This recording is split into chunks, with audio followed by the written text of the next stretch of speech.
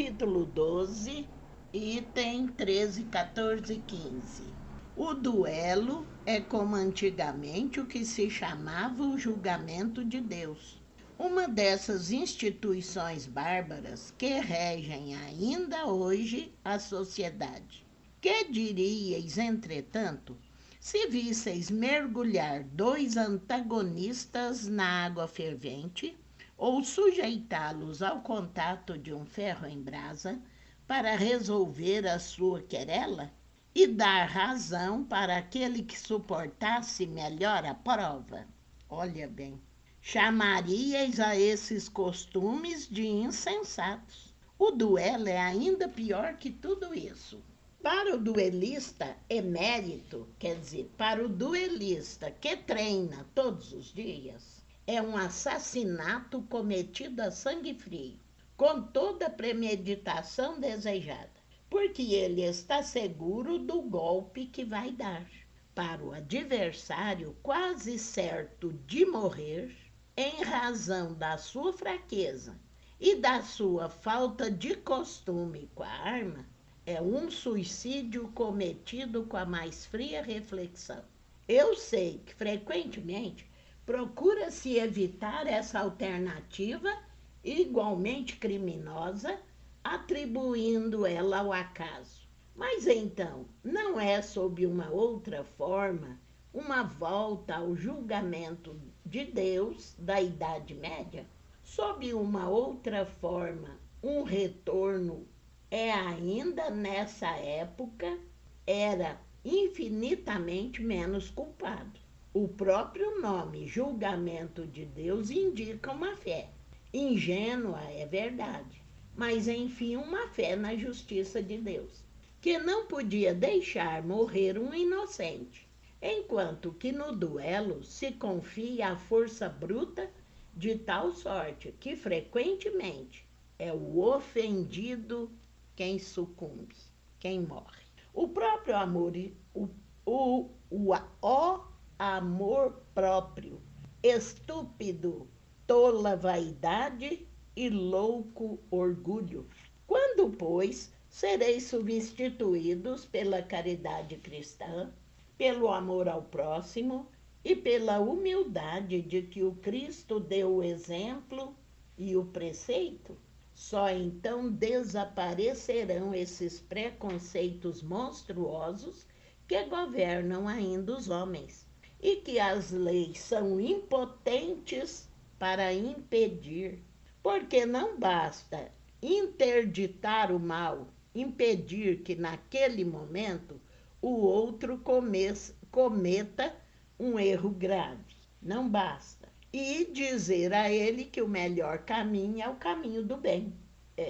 É preciso que o princípio do bem e o horror ao mal estejam no coração do homem. O que ele disse aqui? Não basta, na hora que a pessoa vai praticar um ato horrível desse, alguém consiga impedir, segurá-lo, amarrá-lo, prendê-lo para que não faça aquilo.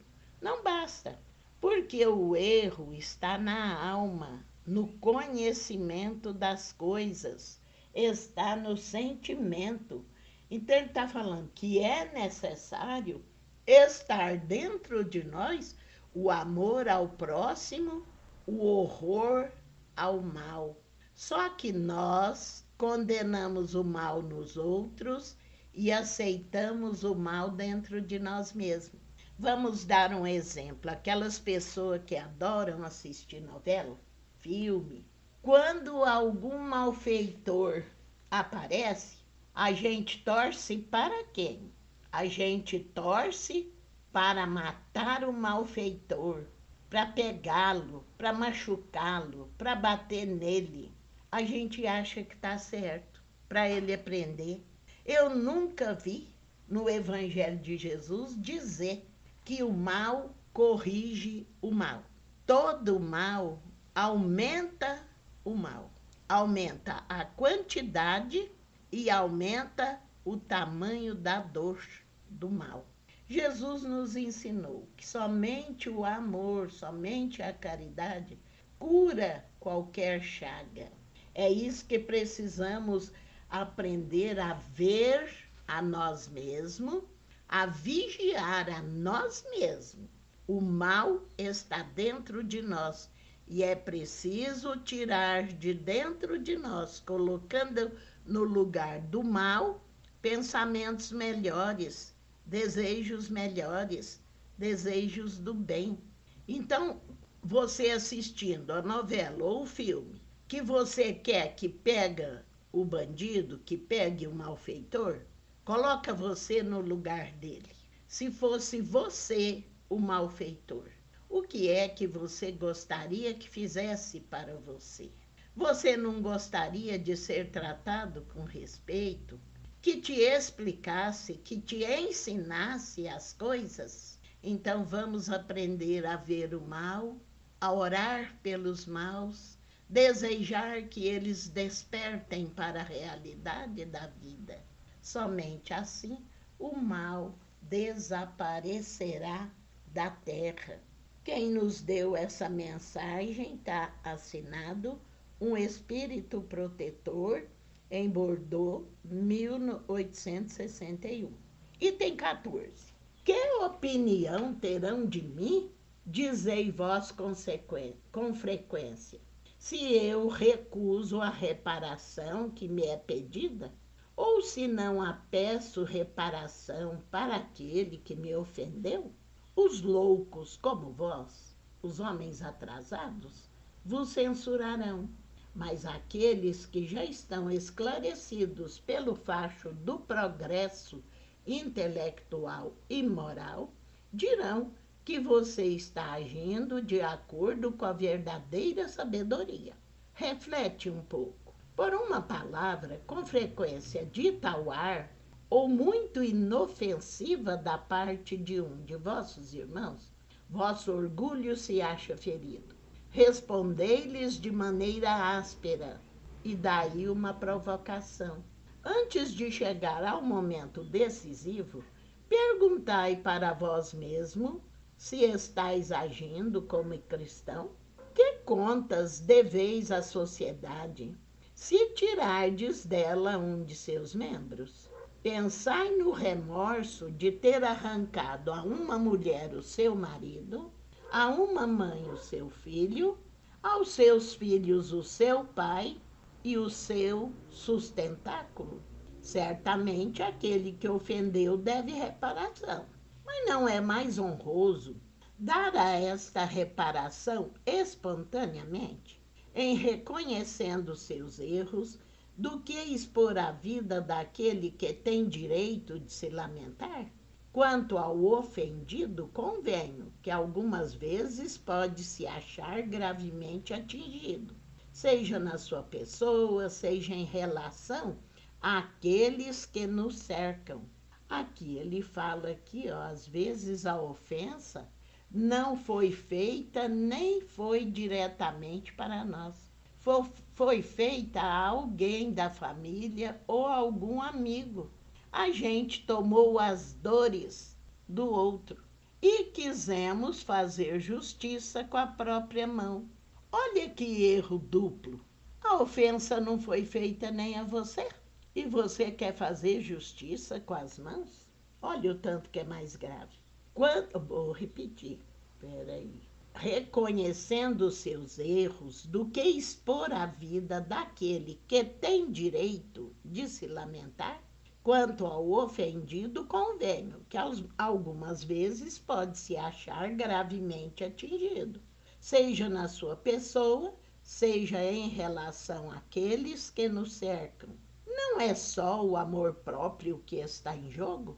O coração está ferido e sofre, mas além de ser estúpido, jogar a sua vida contra o semelhante, um miserável capaz de uma infâmia, acontece que esta pessoa, estando morta, a afronta, a ofensa, qualquer que seja, deixa de existir?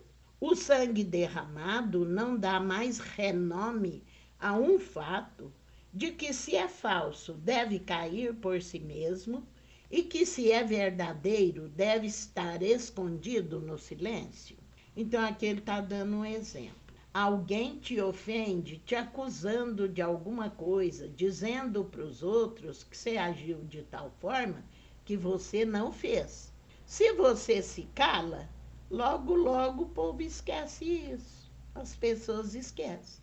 Mas se você vai, grita, bate, espanca e ainda se matar, nunca mais vão esquecer disso. Marcou a mente e o coração dos outros. Então, o que era falso tornou-se verdade. E o que era verdade, sendo pequeno, se tornou muito maior. Então, vamos aprender a calar diante de ofensas. Não resta, pois, senão a satisfação da vingança saciada, a triste satisfação que frequentemente deixa desde esta vida cruciantes remorsos. E se é o ofendido que morre, onde está a reparação? Quando a caridade for a regra de conduta dos homens, eles conformarão seus atos e suas palavras com este ensinamento de Jesus. Não façais aos outros o que não gostaríeis que se vos fizesse. Então desaparecerão todas as causas de dissenções, desentendimentos, e com elas as causas do duelo e das guerras, que são os duelos de povo a povo. A guerra. Por que fazem a guerra? Porque um quer tomar o território do outro, quer mandar no outro território, pensando que manda, pensando que pode. Destrói as coisas materiais, atrasando o progresso e dando tanta miséria e tanta dor para recolher tudo depois sobre as próprias cabeças. As guerras, vou repetir, quando a caridade for a regra de conduta dos homens, eles conformarão seus atos e suas palavras com este ensinamento de Jesus. Não façais aos outros o que não gostaríeis que se vos fizesse. Então desaparecerão todas as causas de desentendimento e com elas a causa do duelo e das guerras, que são os duelos de povo a povo. Francisco Xavier, Bordeaux, 1861.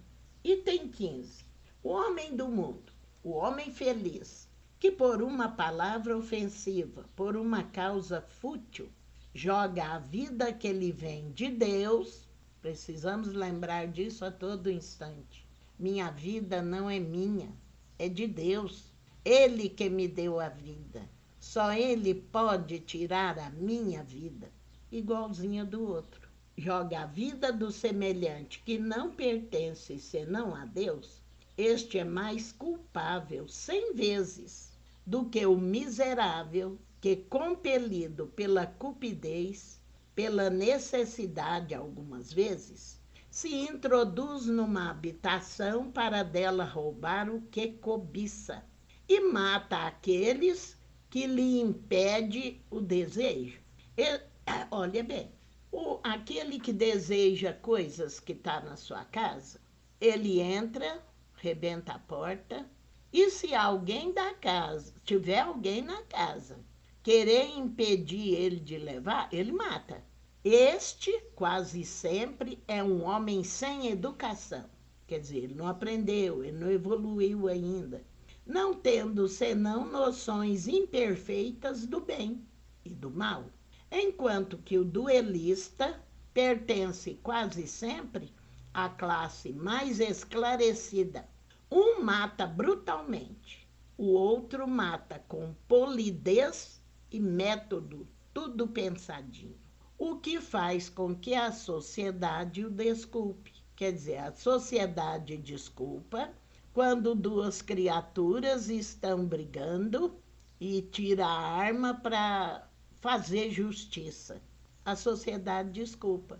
E não desculpa o coitado atrasado e ignorante que entra na casa e mata porque foi impedido de levar o que queria.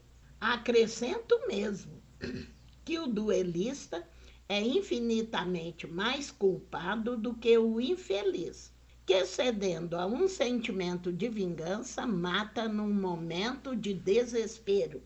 O duelista não tem para se desculpar o arrastamento da paixão, porque entre o insulto e a reparação existe sempre o tempo de pensar, de refletir.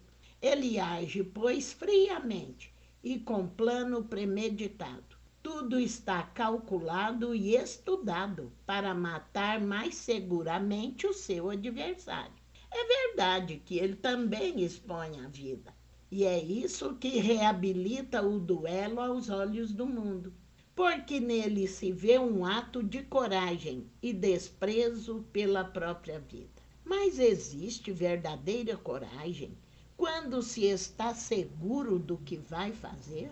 O duelo, resto dos tempos de barbárie, onde o direito do mais forte fazia a lei, vai desaparecer com uma reflexão mais sadia do verdadeiro ponto de honra. E à medida que o homem tiver uma fé mais viva na vida futura. Santo Agostinho, Bordeaux, 1861.